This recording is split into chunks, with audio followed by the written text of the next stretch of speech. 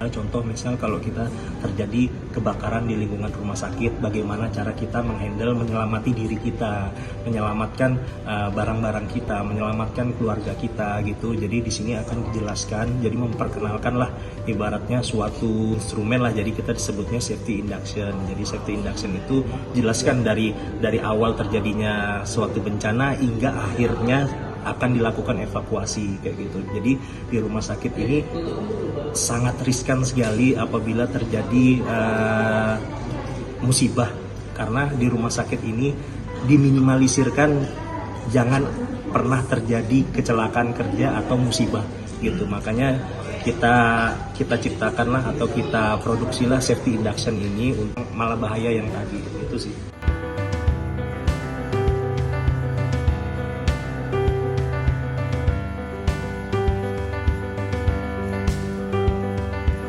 Jadi safety induction ini sudah ada dari dahulu gitu, karena terkait akreditasi rumah sakit juga, karena emang itu diharuskan dari rumah sakit. Tapi karena video terdahulu adalah masih dengan nama nomenklatur rumah sakit yang lama, yaitu RSUD Tarakan. Jadi sekarang kita mau mau retake ulang dengan nomenklatur terbaru, yaitu dengan nama RSUD Dr. Haji Yusuf SK kayak gitu.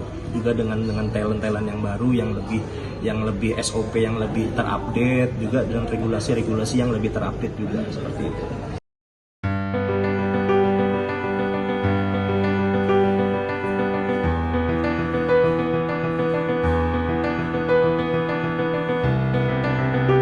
Secara narasi kita sudah ada terpampang di dinding-dinding rumah sakit juga kayak gitu. Misalnya di lift juga sepertinya kayak dulu ada juga terpampang, misalnya kalau terjebak di lift apa yang harus dilakukan kayak gitu. Kalau terjadi kebakaran apa yang harus dilakukan oleh keluarga pasien, oleh pasien itu sendiri, atau oleh pegawai rumah sakit itu sendiri. Jadi kita sudah sudah promosi secara besar-besaran terkait keselamatan kerja ini. Jadi bagaimanapun juga keselamatan kerja itu harus tetap kita utamakan di lingkungan rumah sakit.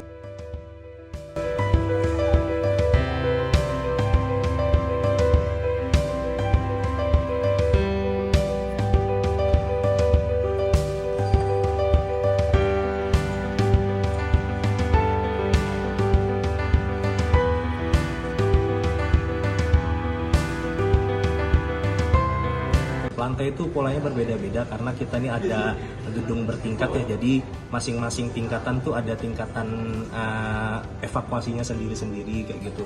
Jadi kayak misalnya pasien total care itu pasien yang masih membutuhkan bed, masih membutuhkan kursi roda, itu jalur evakuasinya beda dengan pasien yang masih bisa berjalan atau berlari kayak gitu. Jadi kalau pasien total care tadi, kalau menggunakan bed, dia menggunakan selasar di rumah sakit, selasar dia tanpa tangga, selasar, jadi dia turun gitu aja. Tapi kalau pasien yang mandiri, yang masih bisa berjalan, masih bisa berlari gitu, itu melalui tangga darurat, tangga evakuasi gitu. Jadi di rumah sakit ini sangat banyak sekali jalur-jalur evakuasinya. Salah satunya tadi yang saya sebutkan tadi, itu jalur tangga evakuasi dan selasar tadi.